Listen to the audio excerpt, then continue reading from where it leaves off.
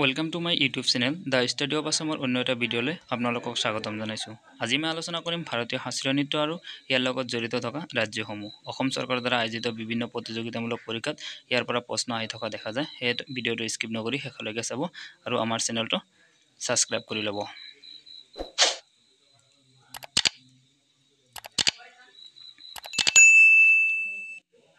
সংগীত নাটক একাডেমীৰ মতে ভাৰতৰ 8টা শাস্ত্ৰীয় নৃত্য হৈছে ওড়িশী উড়িষ্যা, কথক উত্তৰ প্ৰদেশ, কথাকলি কেৰালা, কুচিপুড়ি অন্ধ্ৰ প্ৰদেশ, ভাৰতনাট্যম তামিলনাডু, মণিপুৰী মণিপুৰ, মোহিনীঅট্টম কেৰালা আৰু সত্ৰীয়া নৃত্য অসম।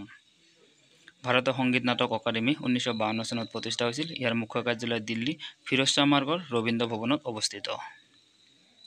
ভাৰতনাট্যম কোনখন ৰাজ্যৰ শাস্ত্ৰীয় নৃত্য? 4টা অপশ্যন দিয়া আছে। ইয়াৰ ভিতৰত শুদ্ধ উত্তৰ হৈছে অপশ্যন গ তামিলনাডু।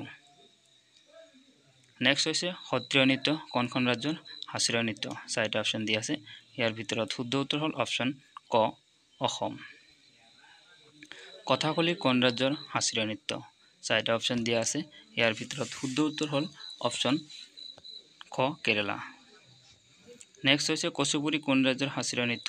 4টা অপশ্যন দিয়া আছে। ইয়াৰ ভিতৰত শুদ্ধ উত্তৰ হ'ল অপশ্যন ক অন্ধ্ৰ প্ৰদেশ। নেক্সট হৈছে ওড়িশী কোন ৰাজ্যৰ শাস্ত্ৰীয় নৃত্য? 4টা অপশ্যন দিয়া আছে। ইয়াৰ ভিতৰত শুদ্ধ উত্তৰ হ'ল অপশ্যন খ উড়িষ্যা। নেক্সট হ'ল কথক কোন ৰাজ্যৰ শাস্ত্ৰীয় নৃত্য? 4টা অপশ্যন দিয়া আছে। ইয়াৰ ভিতৰত শুদ্ধ উত্তৰ হৈছে অপশ্যন ঘ উত্তৰ প্ৰদেশ। নেক্সট হৈছে মণিপুৰী কোন ৰাজ্যৰ শাস্ত্ৰীয় নৃত্য? 4টা অপশ্যন দিয়া আছে। ইয়াৰ ভিতৰত শুদ্ধ উত্তৰ হ'ল অপশ্যন গ মণিপুৰ। নেক্সট হৈছে মোহিনীঅট্টম কোন ৰাজ্যৰ শাস্ত্ৰীয় নৃত্য? 4টা অপশ্যন দিয়া আছে। ইয়াৰ ভিতৰত শুদ্ধ উত্তৰ হৈছে অপশ্যন ক কেৰালা।